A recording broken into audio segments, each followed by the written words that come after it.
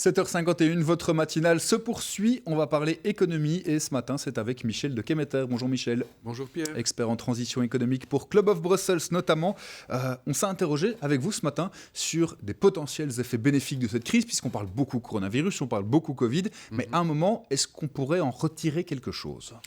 Voilà, en fait, ça nous invite, c'est une crise. On a un peu calculé d'ici maintenant, entre maintenant et 10 ans, on va avoir plusieurs de ce type d'événements. Alors, bon, pour ne pas le nommer, c'est les pensions, c'est les talents, c'est tous ces grands enjeux-là. Et en fait, on se rend compte qu'on a un choix à faire chacun en tant que dirigeant, que ce soit dirigeant politique, dirigeant d'entreprise ou en tant que dirigeant de sa propre vie, on a chaque fois un choix à faire. Effectivement, quand on regarde un peu au niveau des territoires, on va prendre les trois niveaux, les territoires au niveau des entreprises, au niveau de l'individu, eh bien oui, effectivement, ça nous invite une crise, veut dire psychologiquement un choc, veut dire psychologiquement un réveil à quelque chose, un réveil à agir. Agir avec le meilleur de nous-mêmes. En fait, on est tous un peu endormis depuis 10-15 ans. On est un peu. C'est cette crise qui va faire office de réveil. Peut-être pas celle-là, en tout cas, on va dire pour le moins une répétition générale de dire, mais finalement, qu'est-ce qu'on veut vraiment ? On voit les discussions politiques ici pour le fédéral. Enfin, à un moment donné, on dit, OK, bon, arrêtez, ça suffit.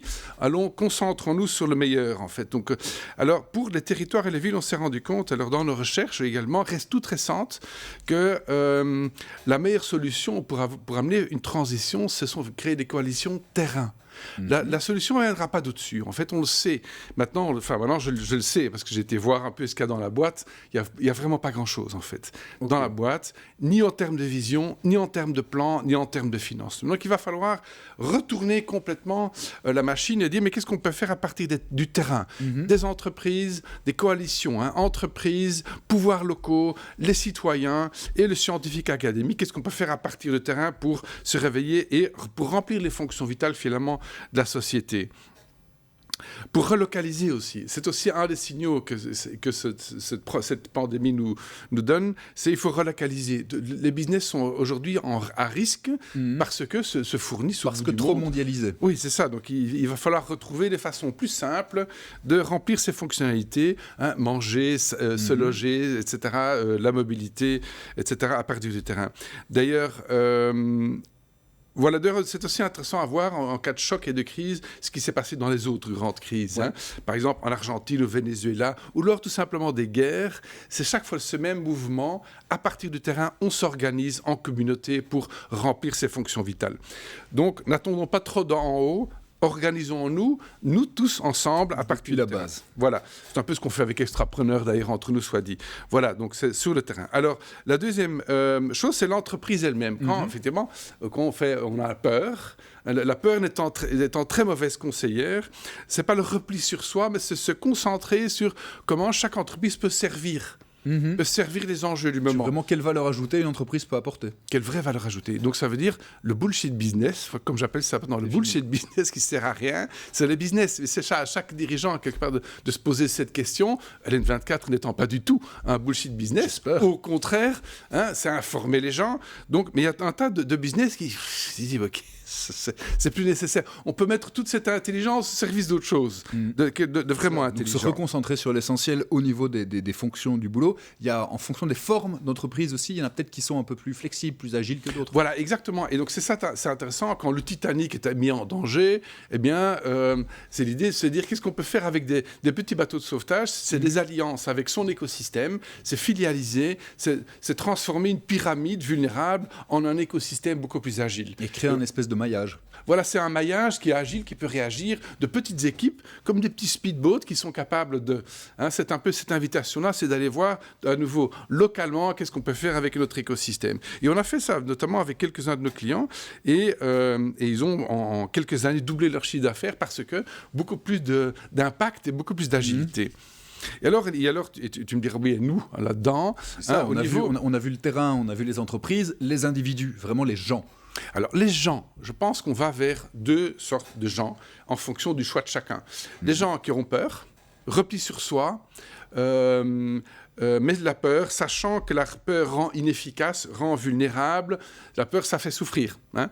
Et donc, mais il y aura beaucoup de gens qui vont... on va pas réussir à rassurer tout le monde, et les autres individus qui se disent je vais en profiter pour aller vers l'essentiel de moi-même, faire ce choix inconditionnel d'aller vers sa propre vérité, développer ses talents et ses forces uniques pour pouvoir donner le meilleur à ce qui est en train de se passer. Et on voit en temps de crise et en temps de guerre des profils qui émergent comme ça, qui sont tout à coup des héros, comme on dit. Et c'est ça, c'est intéressant, c'est de voir effectivement cette dynamique-là. Ce qui est important en tout cas, c'est de ne pas se laisser manipuler par des agendas qui ne servent pas justement cette valeur ajoutée. Se concentrer de nouveau sur ce qui est vraiment important. Qu'est-ce qui est vraiment important? Ralentir, se poser, respirer, sa famille, la santé, ces choses-là. Et du coup, parce qu'on n'a pas le temps de faire ça. C'est le même schéma un peu pour les entreprises, pour les individus. À un moment, se concentrer sur l'essentiel, repartir de la base, jouer le maillage des petites individualités plutôt que des plus gros groupes. C'est un peu le même schéma. C'est le même schéma. C'est un fractal, en fait, aux 3 niveaux. C'est chaque fois la même chose. C'est amener le meilleur de soi-même, se coaliser dans des tribus apprenantes, des tribus entrepreneuriales, des tribus qui vont pouvoir remplir ces fonctionnalités. Et du coup, c'est ces occasions, ces électrochocs qui vont réveiller en quelque sorte la société.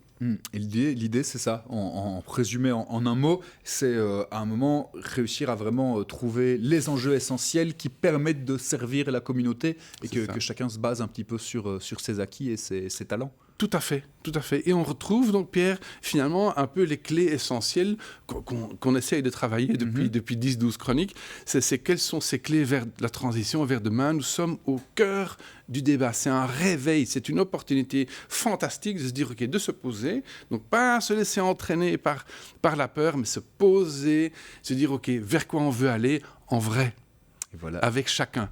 Et voilà l'explication de en quoi est-ce que ce genre de crise peut-être pas un adjuvant, peut-être pas une bonne chose, mais en tout cas le point de départ de choses meilleures. En tout cas, c'est ça, de la transition qui viendra d'en bas, je répète, et pas d'en haut. Regardez en bas ce qu'on peut faire. Du principe du réveil. Merci beaucoup, Michel Dekemeter, expert en transition économique pour Club of Brussels, qui nous expliquait un petit peu le réveil que peut donc constituer cette crise, cette contamination au Covid-19. Merci beaucoup, Michel. À bientôt.